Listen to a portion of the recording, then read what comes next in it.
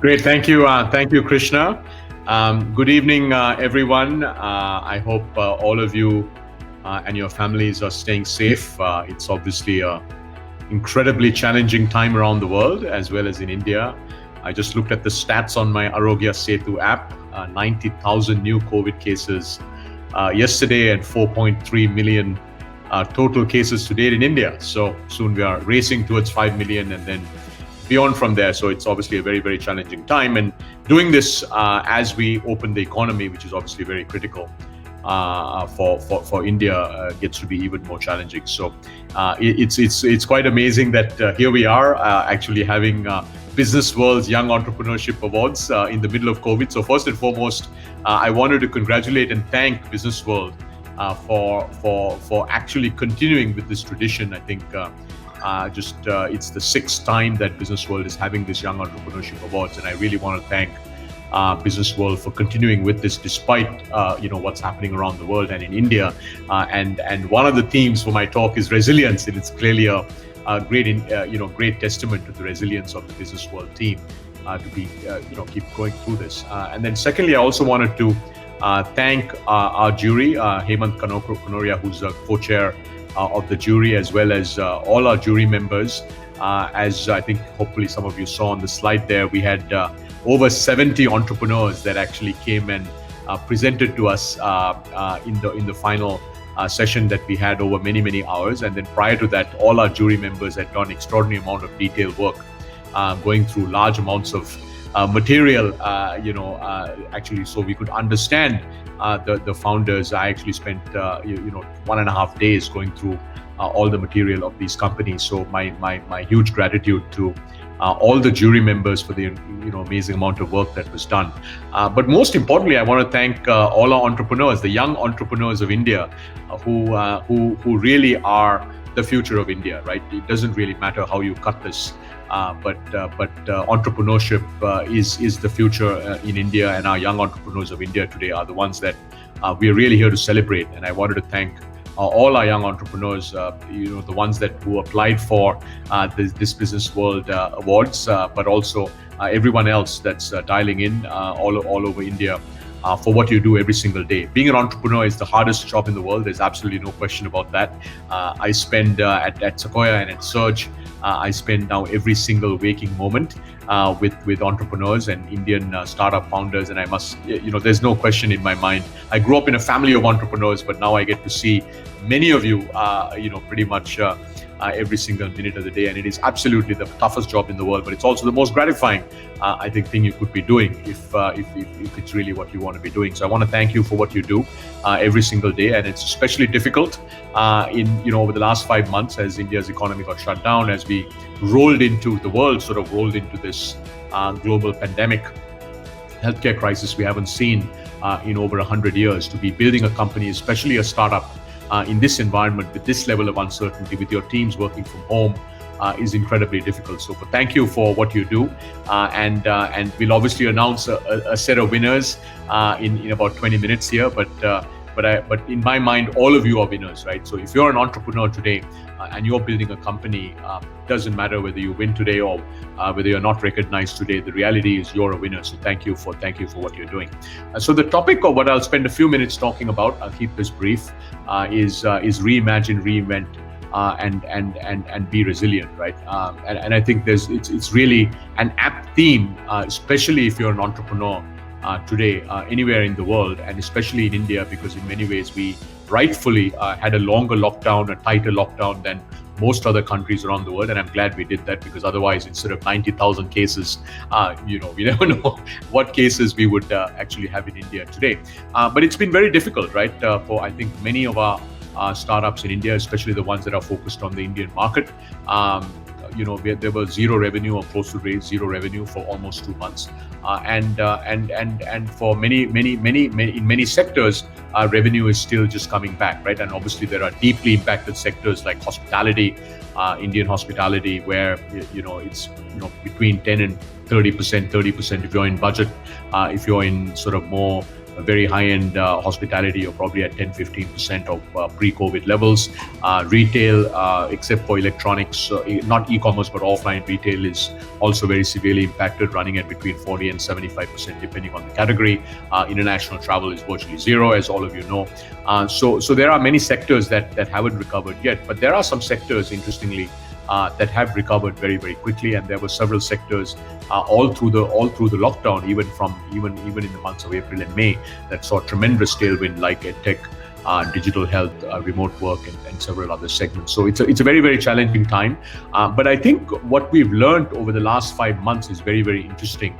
And what I thought I'd do is talk a little bit about what we've learned, because at Sequoia, several hundred companies that we've invested in India and Southeast Asia, but most of them in India, we sort of have this unique vantage point to sort of see what's going on real time, right? And what we've really seen is a couple of very important things. And I think if you're a startup founder, it's important that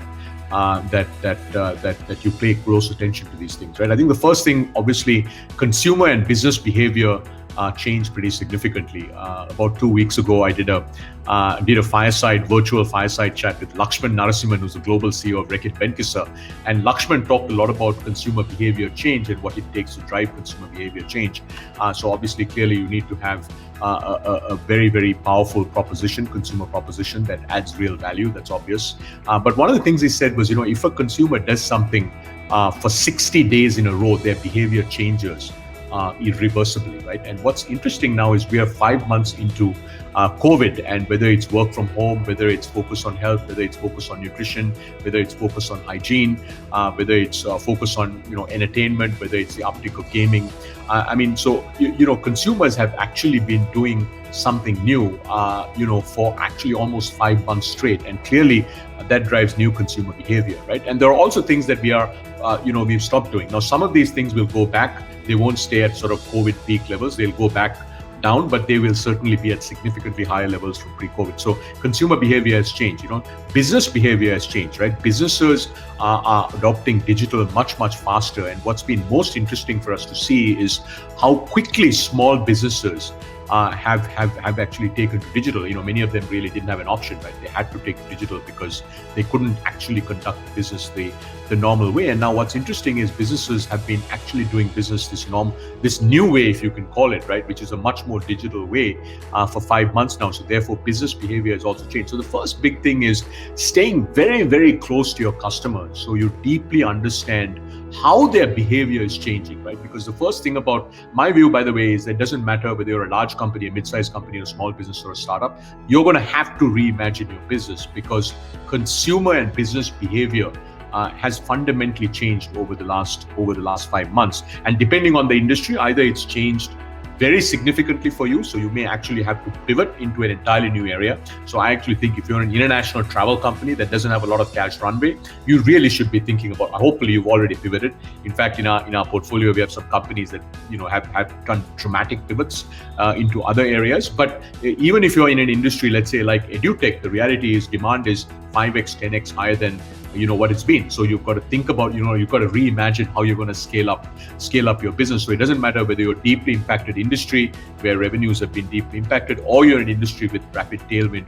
You've had to reimagine every aspect of your business because consumer behavior has changed. So that's the first thing. I think the second thing that has happened, which has actually been very positive for our ecosystem, is that there's been a huge move towards back to basics, right? So as all of you know, most of our entrepreneurs know, in India, we've been through probably a 5-year period of mega funding the world's not seen before. It's not just been in India, it's been around the world. And some of that actually has led to what we think is sort of not very healthy behavior of growing at any cost. So that, interestingly has changed, because what has been amazing for us to see across the Sequoia portfolio, as well as, I'm president of Thai Delhi NCR, so I get to see a very large number of startups outside of our portfolio as well, is how quickly entrepreneurs have really changed how they run their company. So for instance, things that were quite common in the Indian ecosystem, right? Discounts, subsidies, selling products at below gross margin, selling products at negative contribution margin.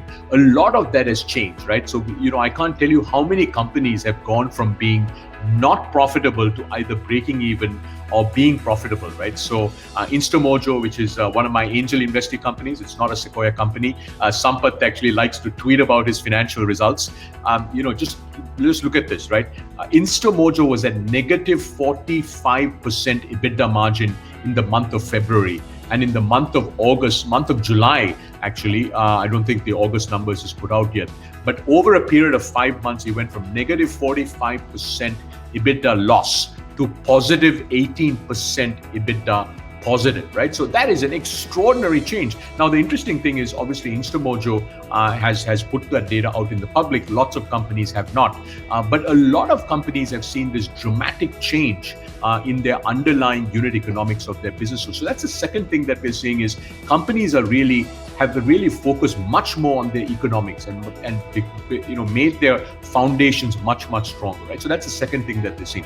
Third thing that we've seen with entrepreneurs on this notion of reimagining is a lot of companies have reimagined many aspects of their business, right? At a sort of a dramatic pivot level, it's an international travel company now that's doing something entirely different. But that's that is not for everyone, right? Because that's only if you're in a deeply impacted industry. But what we've seen actually across almost all startups, especially the ones that are really doing well despite all the challenges, is they've reimagined many aspects of their business, right? Many of them have actually changed the focus of the type of customers that they're focusing on, right? And the reason they're able to do that, by the way, is because they're staying very close to their customers, right? A lot of them actually took marketing down to zero, right? That's why they saw their cost of acquisition in the whole market actually came down pretty dramatically. But they also started discovering new acquisition channels, and then they were the first to actually get back to leveraging new acquisition channels, right? A lot of direct-to-consumer brands. I'm actually dialing in from Delhi. In NCR, we have close to 500 DTC startups just in the NCR region, right? Many of them were online first, obviously, either selling on their own site, plus Flipkart, Amazon, Grofers, etc., Big Basket. But also, there are quite a number of them actually had an offline presence, right? So the offline presence went to zero, and they all had to now entirely pivot their business to being entirely online. So go-to-market channels have been reimagined. Product strategies have been reimagined. A lot of e-commerce companies had to reimagine their supply chains.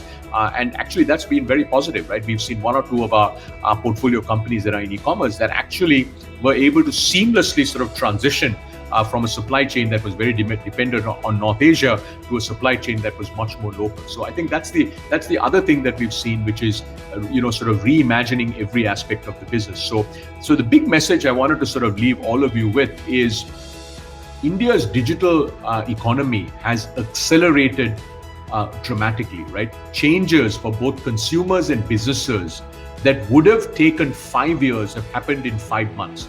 You can look at EdTech, right? EdTech pre-COVID had about 40 million Indians were consuming online education products and services, right? That number is north of 100 million. Actually, it crossed 100 million a month ago, so I don't know what the number is today. I think I was listening to Divya, the co-founder of Byju's, talk about the Byju's numbers a few weeks ago, and they said that they were, it took them many years to get to 40 million users on Byju's, and in 4 months they added another 20 million, right? And that's just Byju's. But if you look at it across the ecosystem, now we have over 100 million Indians that are actually learning online. Same thing with digital health, right? Telemedicine was actually not allowed in India as per the regulatory framework pre-COVID, right? And then we saw that sort of boom, right? It's sort of entire new industry has evolved. So digital, in fact, we had a company called Fitter that was one of the companies that was in the shortlisted group, right? And you should see what's happened to Fitter's business, right? It just exploded, and it's online fitness. Why? Because you can't go to offline fitness centers, right? And this is a company that's got a very special sort of offering where if you look at the transformations they're able to deliver for their consumers, it's extraordinary, right? So across sort of digital health, fitness, mental wellness become a big issue. So we saw a lot of headroom on that, right? So across industries, what we're seeing is companies either growing even faster, but they've had to reimagine their businesses, or they're going to have to dramatically change their businesses and therefore do that. So what I would sort of leave you with is to say changes that would have taken 5 years in an India that was already pretty digital have happened in 5 months. And that's a really, really good sign for entrepreneurs, because it means opportunities that maybe would have come your way 2 years, 3 years, 4 years, 5 years are already here. Let's take the space of SME digitization. I don't know how many of you are familiar. If you had asked me 2 years ago, when I was at Google, leading a big business here, we had a very large business where we're selling ad products to small businesses, right? And if you had told me, can a purely digital product get to 1 million Indian small businesses without having any feet on the street, I would have sort of looked at you and said, look, that's not going to happen for a decade. Well, guess what? There's a company called Khatabook, which is a search company, which is in our first portfolio of search, which actually has now 10 million active merchants who are using Khatabook. And they all actually took to this product. It's a very, very interesting product that's high value added for these merchants. Pretty much within 15 months, they got to 10 million merchants, right? So, and by the way, that's not the only company. There are many other companies that are now building different parts of sort of different solutions for these very small businesses, right? And I want to use that as an example because, this change would have taken, easily 5 years, right? But it's happened. So all, changes that could have taken 3, 4, 5 years have now happened in 5 months. And that we think is very, very exciting for entrepreneurs because it creates many more opportunities, right? So many more opportunities, companies are getting much more disciplined. They're getting much more focused on the fundamentals. They're reimagining how to do things. So if you're an entrepreneur, what you should be doing then is sort of first and foremost, deeply, deeply understand the changes that are happening to our users, right? So I actually believe that if you're a founder, it doesn't matter whether you're a seed stage company or a unicorn, right? You should be spending every single day or every single week, you should talk to your users directly, because that is how you're going to actually stay close to what they're doing. You should look at extraordinary amounts of data to understand what's changing with your users, right? It doesn't matter whether you're a consumer company or sort of a B2B company. And then depending on what you're learning, right? What you're hearing from your users, you should change. India today has 500 million internet users, where the average consumer consumes 16 gigabytes per user per month. 16. When I left Google in May of 2019, which is only 15 months ago, that number was 11 gigabytes per user per month. So, India's data consumption, mobile data consumption per user has gone from 11 gigabytes per user per month to 16 gigabytes per user per month over the last 15 months. It's insane. Now it's actually twice the number. The data consumed by the average Indian internet user is more than twice what a US consumer does, right? So you've got this enormous, very large user base on the consumer side that is consuming a lot of data. Consumer behavior changes that they would have taken 5 years has happened in 5 months. And that's creating all kinds of opportunities. But if you're not going to stay very close to your customers, you're probably not, going to miss a bunch of things and not be there. And which is what I want to end this on, which is if you're an entrepreneur, I believe that the most important thing is to make sure that you're building products that your users love. If you're building for consumers, they love your product. If you're building for businesses, they love your product, right? And stay focused on that, because if you stay true to that, and at Google, we had this simple saying, right? Follow the user, all else will follow, right? Just build for the user, focus on the user, and all else will follow. Focus on the user, all else will follow. So I hope that you continue to build. It's a great time to be building despite all the turbulence and all the concern.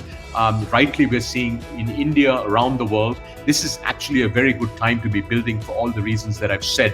But it's very important that you focus on the user and build products that are insanely loved by your consumers, be they by your users, be they consumers or businesses. Thank you. With that, I'll hand it over to the BW team.